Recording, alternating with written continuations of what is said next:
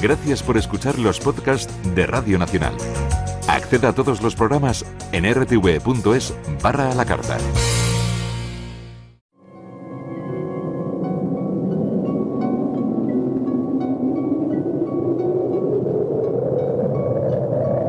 Solo cuando el túnel está en la más absoluta oscuridad es cuando puede volver otra vez la luz.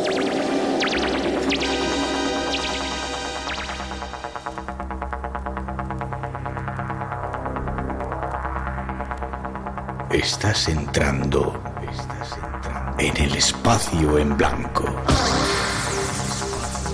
Una puerta a nuevas dimensiones de la existencia. Una nueva perspectiva sobre la realidad. Espacio en blanco.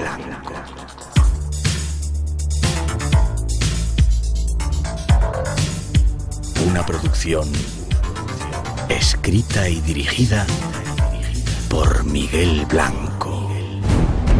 Gran cantidad de gente que en más de 100 países nos escucha. Saludos y que tengáis una buena noche, un buen día, depende cuando lo escuchéis. Y ahora nuestra compañera Tere Vilas nos da algunos datos de nuestras redes sociales. Estos son nuestros medios de contacto. El teléfono gratuito del directo 900-137-137. Nuestro email espacioenblanco@rtv.es. El WhatsApp 633 50 50 11. Y si deseas unirte a nosotros en las redes sociales Facebook, Instagram y Twitter, teclea eBlanco Radio. Te esperamos. Conecta con nosotros. Redes sociales que controlan algunos compañeros, Antonio Baena, Ramón Álvarez y Juan Gómez, dispuestos ya a recibir vuestras preguntas. Y como ya es costumbre en esta nueva temporada, lanzamos una pregunta en Twitter. Hay una especie de encuesta y luego habrá algún premio. Y esta noche no podía ser otra. Si creéis que existen los vampiros. Esa es una pista de lo que vamos a hablar. Y vamos ya con los temas que os hemos preparado esta noche.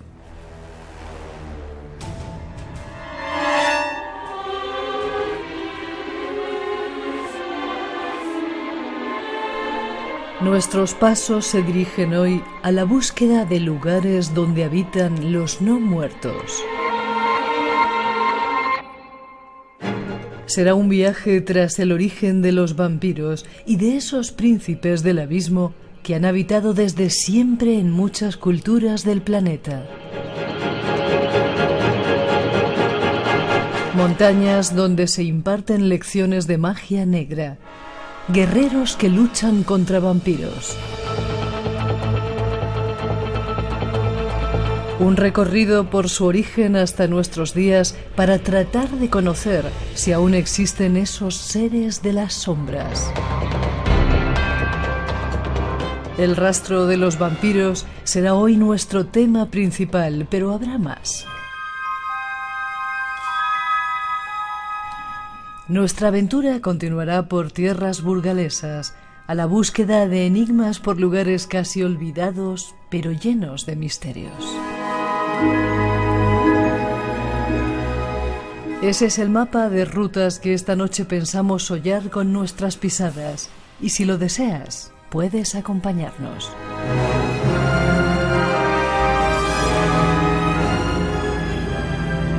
Realizar este viaje, solo nos queda saludar a nuestro primer invitado, Juan Antonio Sanz. Buenas noches, Juan Antonio. Buenas madrugadas, Miguel, ¿cómo estamos? Bien, un placer que estés con nosotros y algo sorprendidos porque tengo por aquí bichos que vuelan y me han dicho los compañeros que son los que se llevan las almas, pero es gallego, ¿sabes? Y ya sabes que los gallegos a veces tienen creencias un poco raras. Yo no soy gallego, pero creo que son polillas y efectivamente las polillas y las mariposas tienen más relación con el vampirismo desde Grecia, Rusia, Rumanía hasta Japón, donde yo me he encontrado algunos testimonios sobre la acción que estos portadores de las almas o de las esencias de los vampiros tienen a la hora de acceder a los cuerpos. Pues para que haya alguna dando vueltas, y es curioso. Y sabes que por tu culpa, lo hablábamos antes cuando preparamos el programa, estás poniendo de moda de nuevo el tema de los vampiros. Bueno, no sé si por mi culpa o o es la de ellos. Hay que tener en cuenta lo que decía Abraham Van Helsing. La fuerza de los vampiros está en que nadie cree en ellos. Sí, aunque la verdad es que todos los tememos de una forma u otra. Sí, señor, como el diablo. Decirte que ha sido un descubrimiento conocerte, saber de ti. Has escrito un libro que se llama Vampiros, Príncipes del Abismo, y déjame que te presente un poco. Bueno, para escribir el libro he estado en Rusia, Rumanía, Grecia, Estados Unidos, evidentemente en España, China, Japón, Bolivia, y es un libro que a mí me ha gustado mucho porque no es el típico ensayo, sino que vas contando tus aventuras en esos países donde vas recogiendo pues historias de vampiros. Y déjame que te siga presentando. He descubierto acontecimientos a través de haber sido corresponsal de la agencia EFE en Europa, Asia, América, incluida la guerra de Chechenia. Has estado en el Ártico tras la tumba de un submarino nuclear. Has explorado ciudades perdidas en el Amazonas, has cruzado a pie en los Andes, has seguido los pasos de Marco Polo por la ruta de la seda, casi nada, y has buscado las huellas del Yeti en las montañas del Altai ruso. Y además has sido profesor en varias universidades internacionales. ¿Cómo te ha dado tiempo a hacer tantas cosas?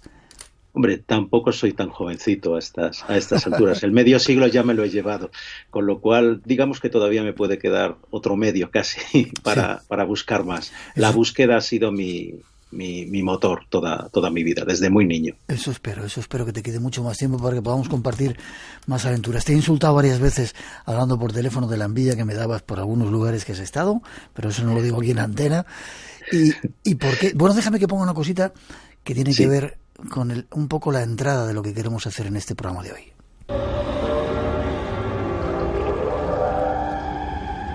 Bienvenido a mi morada. Entre libremente por su propia voluntad y deje parte de la felicidad que trae. ¿El conde Drácula? Yo soy Drácula y le doy la bienvenida, señor Harker, a mi casa. Pase.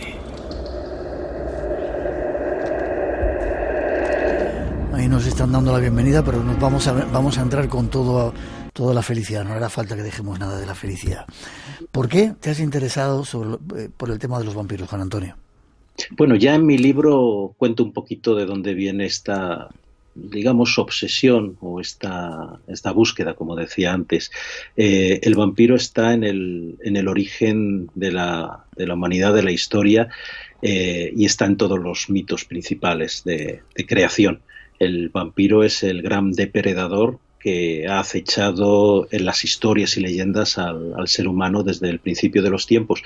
Y desde muy niño, ahí cuento en el libro cómo cuando pasaba las vacaciones en casa de mis abuelos en Turégano, un pueblecito de Segovia, mi familia por parte paterna es de origen segoviano, pues ahí empecé a escuchar historias de aparecidos que eran no muertos, gente que ya no estaba viva, que había abandonado sus tumbas y que en un principio ya connotaban ciertas de esas características de los vampiros, es decir, atacaban o se aproximaban a la gente para sacar de ella su esencia con la que ellos podían materializarse en este mundo y seguir vivos. Eran unas leyendas que yo escuchaba pues en esos corrillos por la noche. Yo era muy niño y desde luego cito ahí a la señora María, una señora muy mayor que después me regañaba porque era yo el que repetía sus cuentos y decía que asustaba a su nietecito Luisito. No sé si la señora María no creo que me esté escuchando, pero Luis quizá. Seguramente alguna gente de Turégano nos estará escuchando. Llamarnos si queréis, 900-137-137 para saber dónde estáis. Has sido oyente del programa, ¿verdad?, del Espacio en Blanco, en esos múltiples países donde has estado. Desde hace muchísimo tiempo, y recuerdo cuando empezó a funcionar este tema del podcast, pues con mayor ahínco. Pero estoy recordando, por ejemplo, hace unos años cuando yo vivía en Bolivia, entonces recuerdo escuchar a Espacio en Blanco mientras fregaba los platos, por ejemplo, y ayer era ya de noche cuando esto sucedía, y bueno, enganchar en directo la emisora también era un placer, a pesar de las diferencias horarias. Sí, señor. Juan Antonio Sanz, este personaje, una iba a decir una leyenda del mundo también del periodismo, está con nosotros, lo acabamos de descubrir y vamos a disfrutar con él de un montón de aventuras que tienen que ver con los vampiros. 900-137-137 nuestro teléfono por si queréis intervenir en esta primera hora sobre todo, y esa pregunta que estamos haciendo, si creéis en los vampiros. Algunos dicen, quizá lo descubramos esta noche, que está mucho más cerca de nosotros de lo que creemos. Vamos con la primera introducción.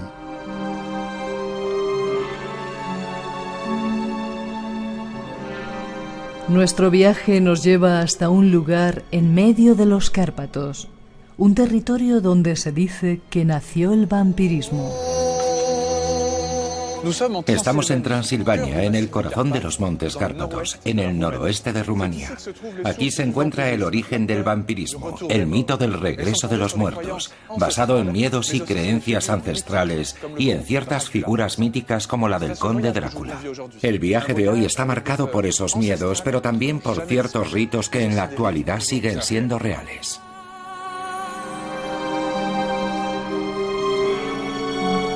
Vampiros, el conde Drácula, ritos que continúan en la actualidad. Son muchas las preguntas. Busquemos respuestas. Nuestro invitado, Juan Antonio, nos las va a dar. Parece, Juan Antonio, cuando hablamos de vampiros, que todo surge en Transilvania, pero la historia es mucho, mucho más antigua, ¿verdad? En tu libro hablas de Grecia, hablas de montones de lugares donde ya desde mucho antes había unas creencias parecidas a este tipo de seres, ¿no? Exactamente. Digamos que Transilvania, Valaquia, en Rumanía se convirtieron, también como el norte de Serbia y algunas partes de Hungría, en un crisol, en un foco donde se reunieron todas estas tradiciones, sobre todo procedentes del este, de las zonas turcas y del sur, desde Egipto. Y en Egipto, por ejemplo, tenemos el mito de la diosa Sekhmet, que fue llamada por los dioses para desconvocar o anular acabar con una rebelión de los humanos. Uh-huh. Y lo que hizo esta buena diosa con cabeza de leona fue... Ten cuidado, que es una de las favoritas de los oyentes, ¿eh? Sí, y también de las mías. Con mucho respeto, por si acaso. Sí, siempre.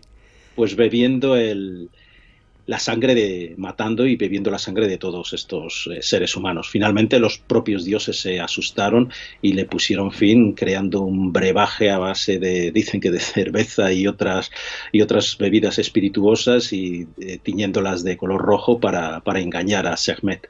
Uh-huh. Es decir, que ya desde muy antiguo venía el tema, ¿no? Exactamente. ¿En Grecia los Viu era una historia de los eslavos o de Grecia? Es una historia de Ucrania, pero en Grecia tenemos desde muy antiguo la historia de las lamias y de las empusas. Lamia era una habitante de allí, de la zona, de la que se enamoró una reina, de la que se enamoró Zeus, tuvo hijos con ella, y entonces la esposa de Zeus, pues en un ataque de celos, de cuernos o como queramos decirlo, pues mató a los niños, y lo que provocó que Lamia se convirtiera a su vez en una asesina de niños, de seres humanos.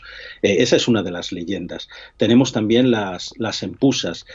Un gran viajero y casi profeta de aquellos tiempos, griego, Apolonio de Tiana, que viajó en la zona de Asia Central, en Persia, comentaba cómo había encontrado algunas de estos seres por sus vagancias por el mundo. Tenemos también las estrigas, que viene de la palabra strix, estridente, y a quienes se les identificaba como las lechuzas. Es muy interesante esto de la identificación de ciertas criaturas vampíricas con unos animales. En la época de la brujería en España, la lechuza estaba asociada a las brujas, y a brujas que también bebían la sangre, supuestamente, según aparecía en los autos inquisitoriales, de los niños en quienes cebaban sus malas artes. Todo esto, desde luego, según los autos inquisitoriales.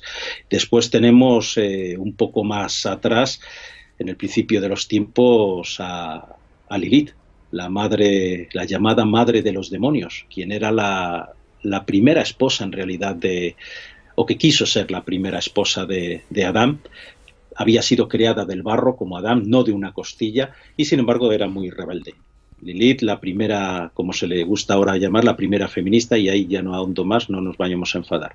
Entonces, pero lo que es seguro es que en los libros judíos más antiguos, en la propia Biblia la citan un par de veces, citan a Lilith como la rebelde que fue expulsada por 3 ángeles y se apareó con demonios para producir una estirpe de seres que atacarían a los hijos de Adán y de Eva. La historia viene de muy antiguo. En tu libro hablas también de una serie de características de estos vampiros. El primero sería la maldad. La maldad es el primer rasgo del vampiro. No es verdad que los vampiros, tal como se representan hoy día, si acudimos a las leyendas y a los mitos fundacionales de toda esta parafernalia histórica o paralela a la historia, sean seres con unas características supernaturales, de superhombres como los pueden representar en las películas modernas, como Entrevista con el vampiro o incluso con Crepúsculo y toda la saga.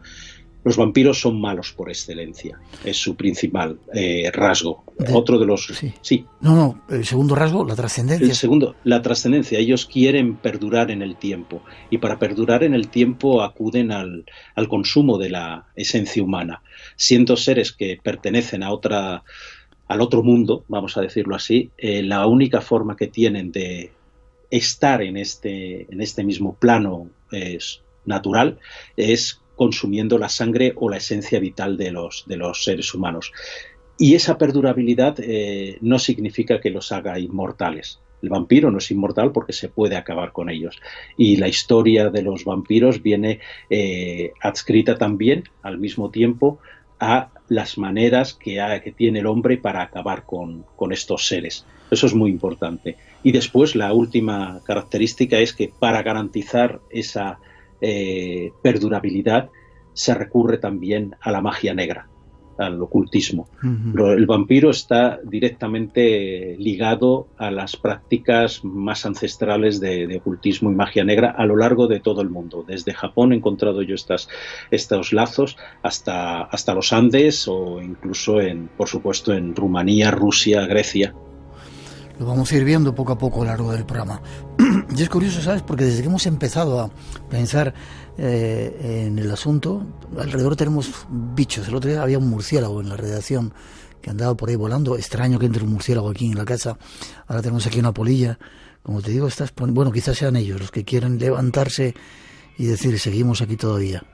Bueno, acordémonos que Drácula aparece asociado también pues con un montón de bichejos que en el último instante pues aparecen o nos dan idea de su bienvenida. O podemos acordarnos de aquella conversación que tiene con Jonathan Harker, quien va a visitarlo al Paso del Borgo, que tuvo oportunidad de pisar yo también, y entonces Drácula le dice, están aullando los lobos, y dice, escuche esa melodía, son los hijos de la noche.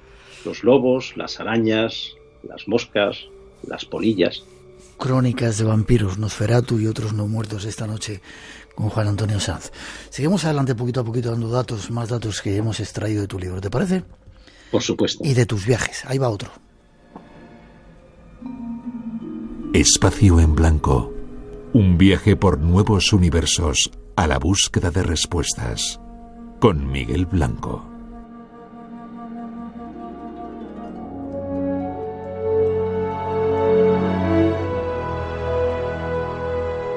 Un viaje hacia los orígenes de la cultura nos ha de llevar inevitablemente hacia una ruta de leyenda.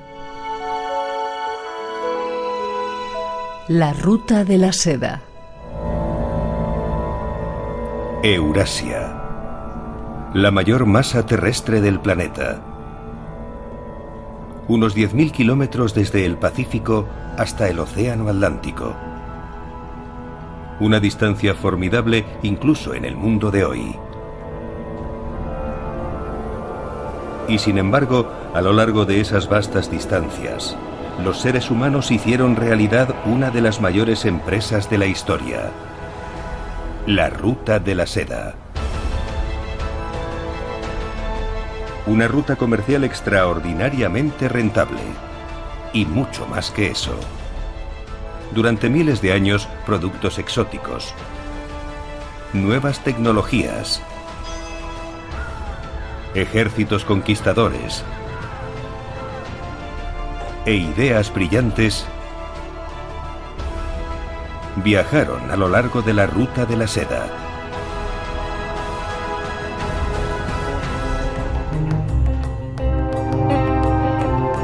Productos, tecnologías, ideas y ejércitos nos llegaron a través de la ruta de la seda. Eso y mucho más. Nuestro invitado nos da más datos.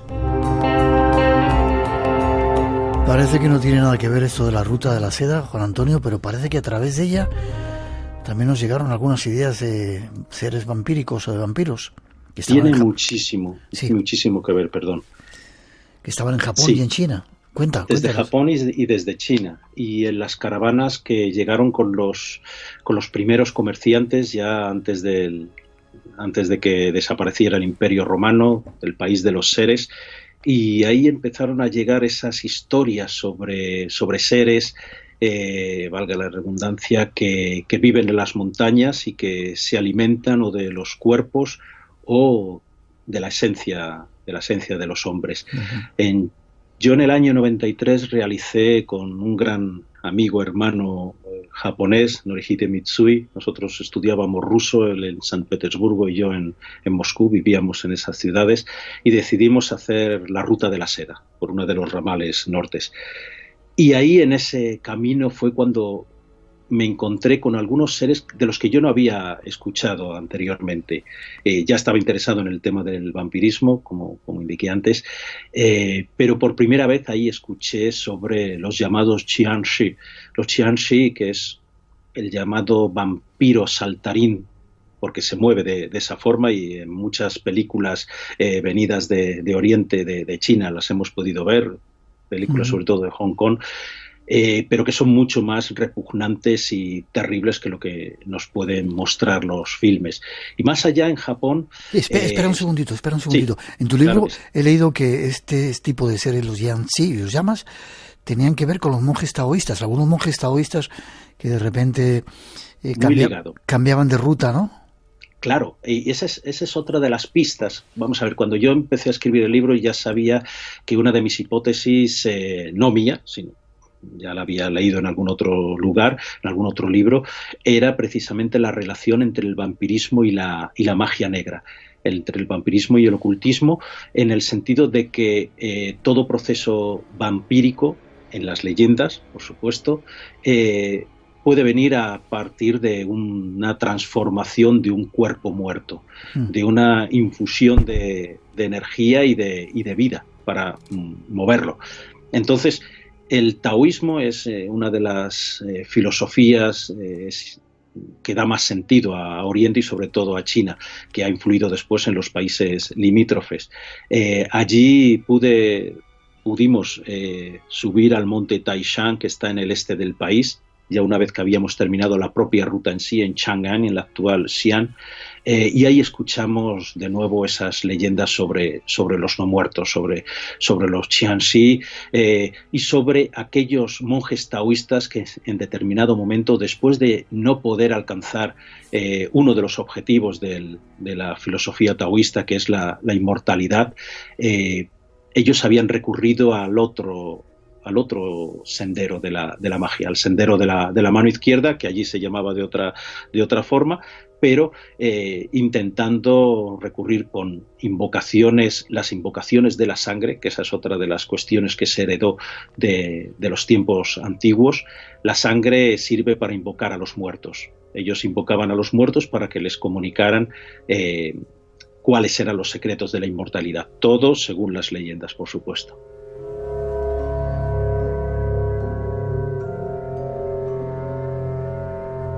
Vemos que el asunto viene de mucho más lejos y que llegó quizás a nosotros a través de esa ruta de la seda que no solamente trajo tecnologías, ejércitos, productos, sino también extrañas ideas. En Japón decías que también había esta extraña estirpe de seres. Sí, hay muchos seres, muchas criaturas, entidades asociadas en Japón al vampirismo, desde los vampiros zorros, que normalmente suelen ser en este caso mujeres que han adquirido unas capacidades especiales, pasando por los chiquininki, que son los devoradores de cadáveres, muy asociados también a los monjes Shinto y a los monjes budistas, una derivación de su soberbia en algunos de los casos, o los más famosos kappa. Los kappas son esos seres que seguramente habremos visto en algún manga o en alguna historia, por ejemplo las que nos contaba Lafcadio Hearn, un personaje de origen griego que se convirtió en uno de los principales contadores de cuentos de Japón, sus famosos kaidan. Bueno, pues estos kappa, habitantes de zonas lacustres, de corrientes de agua, mejor dicho, zonas de agua que no fluyen, estancadas, pues se alimentan atraen a personas, a animales, hacia esos sumideros, los arrastran al fondo y allí les extirpan se habla de una piedrecita que está en la zona del ano, y desde ahí les absorben toda la sangre. Yo he llegado a ver en una zona cercana a Tokio, de manos de un gran amigo mío y de su familia, Sasha Bielov, un amigo ruso que vive en Japón desde hace casi 20 años, pues he visto en lagos las alertas: cuidado, aquí hay kappa. Supongo que sería una manera de asustar a los niños para que no se metieran en determinadas zonas, pero el caso es que las señales están ahí. Qué curioso. Quiero hacer constar que gran parte, o todas las cosas que nos cuentas, son producto de esos viajes y que tú has corroborado. Es decir, no vas a la literatura, aunque también la utilizas, sino son experiencias de viajes y relatos que has recogido en esos lugares que estamos visitando hoy, ¿verdad? Claro, este libro es una búsqueda. Yo soy periodista, yo no soy historiador, aunque tenga estudios de historia de determinadas clases, y yo cuento lo que he escuchado, sobre todo, y lo que he visto y lo que he sentido. Hay partes del libro que son más de tipo, pues sí, incluso histórico o referencial. Por ejemplo, cuando hablo de las epidemias de vampiros en el siglo XVIII en Serbia y en otras zonas del este y centro de Europa. Pero he querido delimitar mi búsqueda hacia esos lugares donde yo he vivido mucho tiempo. Por ejemplo, en Rusia más de 7 años, en Japón otros 2 años y medio, en Bolivia 4 años. No me hagas que te insulte en directo, ¿vale? No, bueno, es la característica del nómada y su maldición también, que queremos vivir, queremos estar en la siguiente colina y tal, y a veces es un problema, porque esto requiere un cierto esfuerzo y también una dedicación y muchas renuncias, por supuesto. Este es el valor de los testimonios que tenemos esta noche con Juan Antonio Sanz. Me dice, en el cementerio antiguo de Talabán, Cáceres, también aparecen demonios, nos dicen desde Trujillo, en Extremadura. 2:36, 1:36 en las Islas Canarias. Estamos en directo esta noche hablando de Príncipes del Abismo con Juan Antonio Sanz y un viaje que continúa por estas tierras que ahora os presentamos.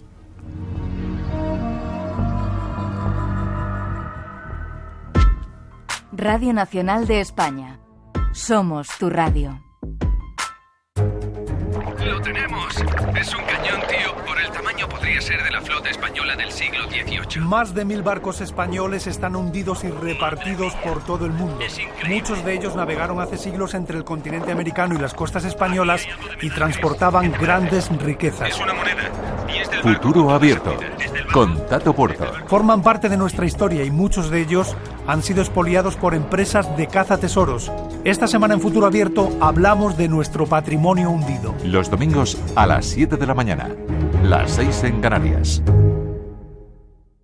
Y recuerda, por 3 razones, de lunes a viernes a las 7 de la tarde. Radio Nacional de España.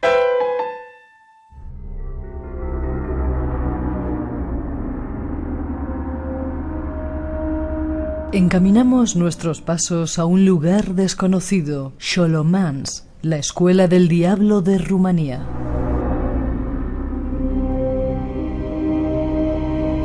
Según cuenta la leyenda, Xolomans era una legendaria escuela de magia dirigida por el diablo y ubicada al este de Europa. entre las montañas de Transilvania en Rumanía.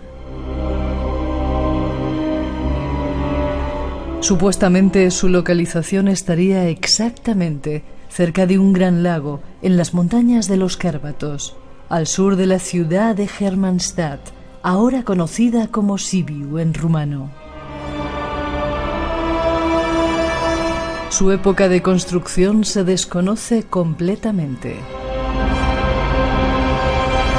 Igualmente, se desconoce su ubicación exacta, ya que actualmente son muchos los historiadores que aseguran que o bien se encontraría en ruinas, o bien, según las teorías más sobrenaturales, la escuela solo se aparecería ante aquellos que la buscasen y solo en momentos determinados del tiempo, siendo invisible a los ojos del resto.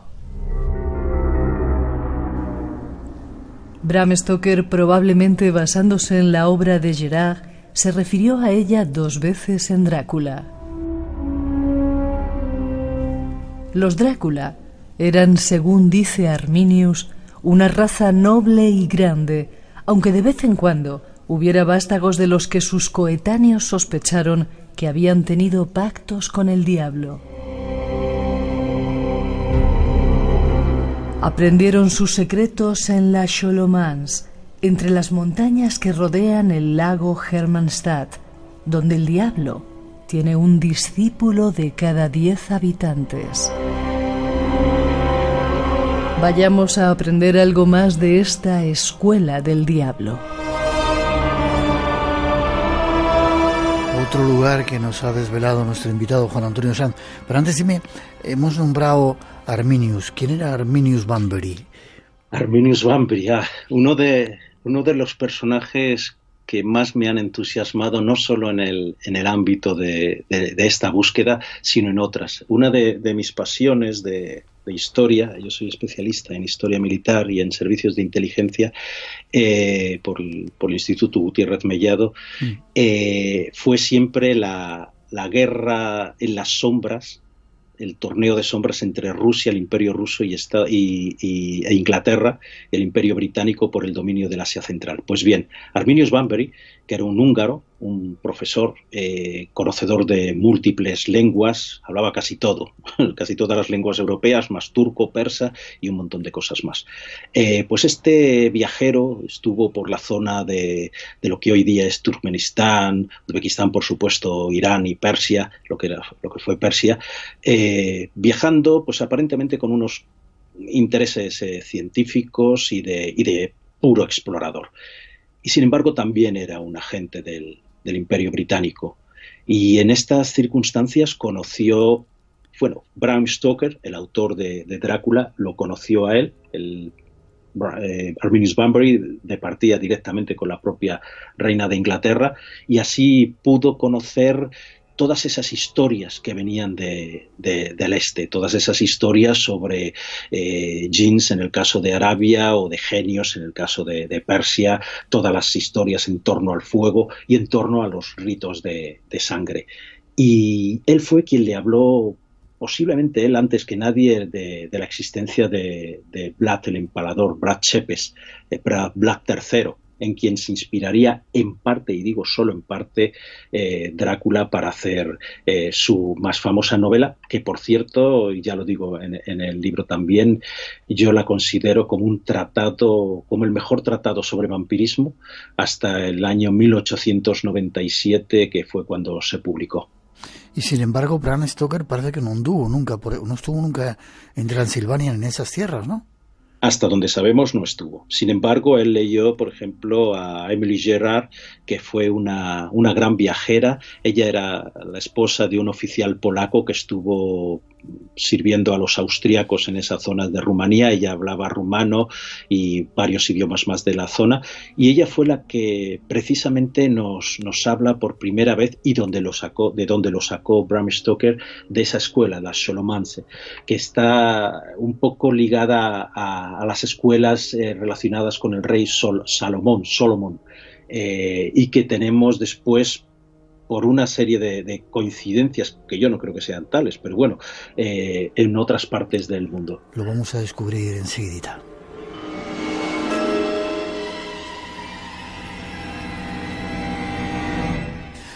Dime, ¿cómo descubres tú esa escuela? De repente, a veces hemos viajado por esos lugares, por Transilvania. Tiene algo muy especial, sí, ¿verdad?, que te evoca misterio. Es grandiosa. Además, fíjate, Miguel, que Transilvania y Valaquia, Rumanía en general, fue la guinda de mi pastel investigador sobre el vampirismo. Este viaje lo hice no más que en octubre pasado, pronto va a hacer un año. Y entré desde Hungría en tren hacia Cluj-Napoca y desde allí hasta Bistrica. Bistrica es el sitio donde Jonathan Harker, uno de los protagonistas de Drácula, pasa esa noche justo antes de dirigirse hacia el famoso Paso del Borgo, donde se alzaba el castillo de Drácula. Volví a leer Drácula, yo lo había leído hacía muchísimo tiempo, también en otra localidad de Segovia. Segovia para mí es un lugar mágico y por lo tanto atrae los sueños y de pronto los empieza en un engranaje a convertirlos poco a poco en realidad. A mí me pasó ahí. Y de pronto me fijo en esa Solomance que Bram Stoker había recogido del libro, de uno de los libros de Emily Gerard, uno de los libros, una facsímil, The Land Beyond the Forest, y otro sobre leyendas transilvanas que me había llevado yo precisamente en este viaje. Tenía este libro, tenía el libro de Drácula de Bram Stoker y también llevaba el tratado sobre los vampiros del religioso Don Calmet, Agustín Calmet, que podemos hablar después. Bueno, pues ahí aparecía justamente lo que nos han podido leer en la introducción. La Solomance era una escuela, una abadía, no se sabe exactamente la forma que tendría, no es Bram Stoker quien se lo inventa, es una leyenda local, donde estudiaban 10 alumnos enseñados por el diablo. Al final de esas enseñanzas, uno quedaba con el diablo. Este le enseñaba, por ejemplo, algunas de sus técnicas más horripilantes. Por ejemplo, montar en un dragón, en lo que ellos se llaman smia en rumano, aunque smia en ruso es serpiente. Pero ya se estaba refiriendo a otro de los rasgos que definen al vampirismo, su relación con la mitología de los dragones, en el caso de Europa y también de China. Entonces, yo buscaba donde podría haber estado Solomance. Teníamos unos datos bastante precisos por parte de Emily Gerard. Estaba en un lago que se llamaba Hermannstadt. Hermannstadt, no hay ningún lago que se llame así en las morrenas y en las estribaciones de los Cárpatos, que son estas montañas.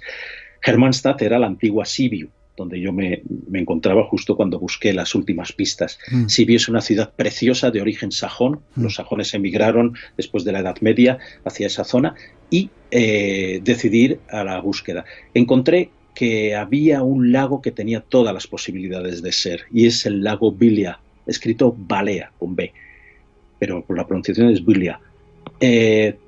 Por primera vez en todo el viaje y por la única vez, yo allí viajaba con trenes y con autocares, pues tuve que alquilar un chofer porque no había nadie que me pudiera llevar. Entonces monté con un buen amigo rumano, amigo de ese momento, un señor de 70 y tantos años, un kamikaze de la carretera que casi nos estrella contra un montón de coches. Pasé muy cerca del monasterio de Karcha, que es el lugar donde suceden precisamente o supuestamente los sucesos de esta película, de Nun, la monja, que se desarrolla también en Rumanía. Está el monasterio está totalmente destruido. Y finalmente dirigimos nuestro camino hacia la carretera de Transfagara-Shan. Esta carretera fue creada por el dictador Ceausescu, para permitir una movilidad y una rápida huida, llegado el caso,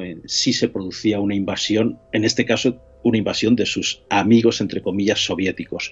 Allí hubo mucha destrucción de lugares santos de los Cárpatos y de incluso antiguos monasterios y construcciones. Eso es lo que decía, murió mucha gente en esta construcción de esta carretera.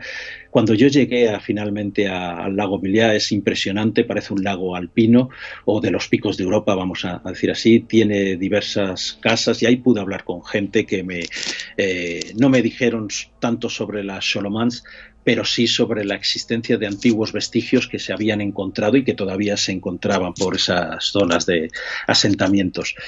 Estaba ahí este lugar, todo apunta que pudo ser en este sitio.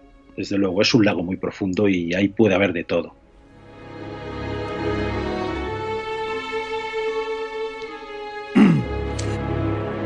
Es curioso, Juan Antonio, te pido si puede ser breve, porque todavía tenemos muchos temas que tocar. Me entusiasmo, perdón. Sí, y a mí también me entusiasmas. Xolomans tienen una similitud con Salamanca, y hay una cueva de Salamanca que también... Cuéntame. Pues viene a contar más o menos la misma historia, solo que en un caso estamos en Rumanía y en el otro estamos en Salamanca. Una escuela del diablo, solo que en este caso son 6 o 7 los discípulos y uno permanece con el diablo. Es la misma historia que después se ha repetido en América. En América decir cuevas de Salamanca se está refiriendo a un sitio que tiene que ver con el ocultismo y con la búsqueda de determinados secretos. Qué curioso. 2:49, 1:49 en las Islas Canarias. Estamos en directo hablando de vampiros, príncipes del abismo. Teléfono abierto 900-137-137 por si queréis intervenir. Y estamos haciendo una encuesta en Twitter si creéis en los vampiros.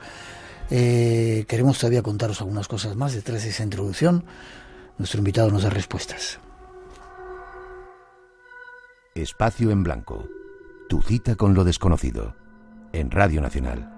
Con Miguel Blanco. Van Helsing, un personaje de ficción, ¿verdad? Pero había gente que iba detrás de los vampiros.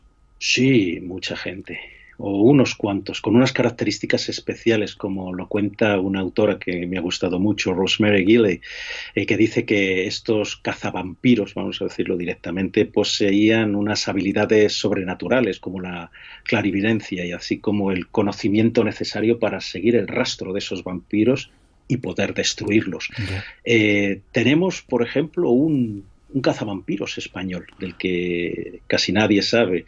El conde de Cabreras, dice. El conde de Cabreras, además que nuestro buen amigo Javier Arries, en su Tratado de los Vampiros, una obra excelente, lo cita y precisamente lo lleva a España, a Valencia. Este hombre, Juan Gil, era capitán de granaderos en tiempos de la guerra de sucesión española a principios del siglo XVIII, y tras la derrota de los Habsburgo, él era un soldado a esas órdenes, pasó al Imperio Austriaco. Y en una de estas ocasiones, pues siguió los pasos de lo que podía ser una de estas epidemias de vampiros que habíamos escuchado. Y además esto ocurría en el oeste de Rumanía, en el Banato de Timișoara. Y allí fue tras escuchar varias de estas leyendas, y se encontró con un panorama espeluznante. Digamos que presionado por estas gentes que allí vivían, tuvo que exhumar una serie de cadáveres, comprobó que efectivamente tenían una apariencia muy extraña y tuvo que acceder también a la manera de destruir los que tenían los lugareños, que era arrancándoles el corazón, sacándoles el corazón, quemándolo, decapitándolos y después quemando estos cuerpos.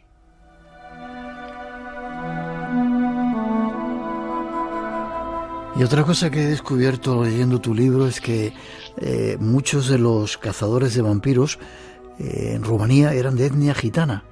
Efectivamente, Dampiros. Y eso es muy curioso. Sí, los dampiros y los gitanos cazadores de vampiros son diferentes. Un dampir o dampiro es supuestamente un híbrido entre vampiro y su esposa humana. Y entonces eran seres con unas características especiales. Se dice que todavía hoy día se pueden encontrar, yo no lo he llegado a localizar, un pueblo donde son todos descendientes de dampirs o de dampiros, y tenían el cuerpo con unas malformaciones especiales que les permitía acceder por todas partes.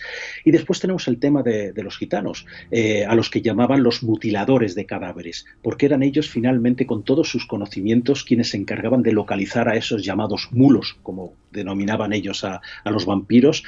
Los localizaban y en medio de una especie de aquelarre en el que participaba toda la aldea, pues pasaban a primero estacarlos, decapitarlos, sacarles el corazón, quemarlo todo y todo ello arrojarlo a una corriente rápida, a un río. Esos eran los mutiladores de cadáveres.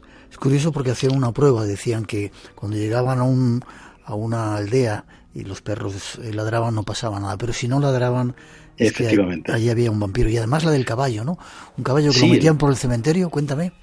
Bueno, esa es una de las formas que tenían para descubrir los cadáveres de supuestos vampiros. Y era un caballo, en unas ocasiones se dice que era un caballo negro, en otras que era un caballo blanco, y con un niño, un macho, un hombre, vamos a decir, un varón virgen.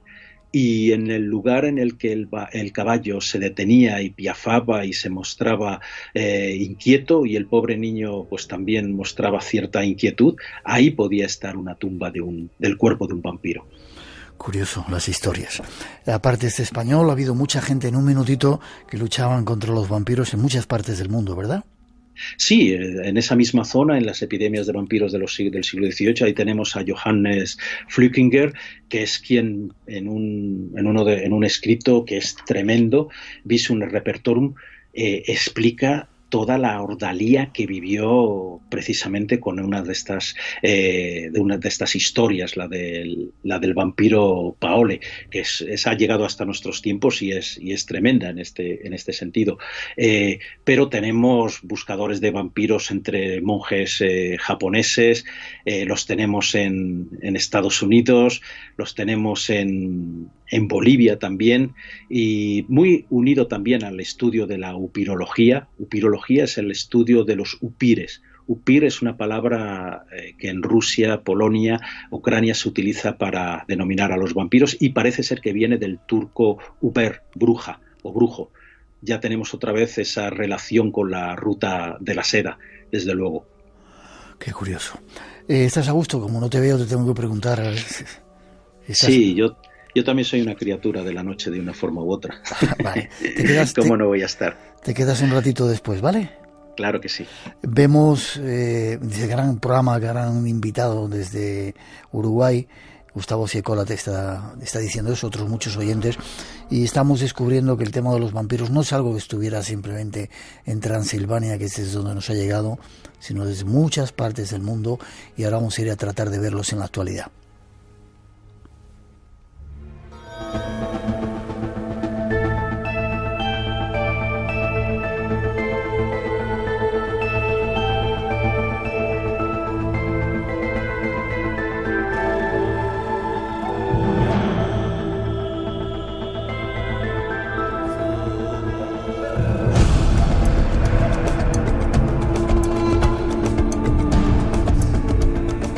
Y 58, hemos de hacer una pausa obligada para las noticias. Nuestros compañeros José Luis Aragón y Carlos Toral nos la traen. Tras ella regresa el misterio aquí a Radio Nacional.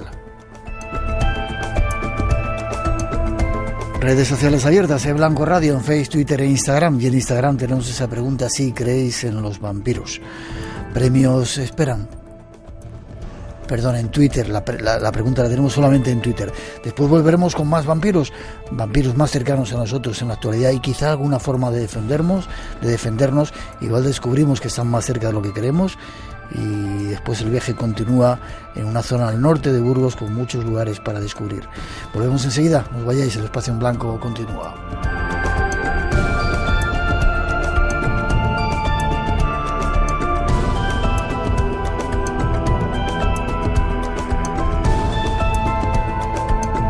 Espacio en Blanco en Radio Nacional, con Miguel Blanco.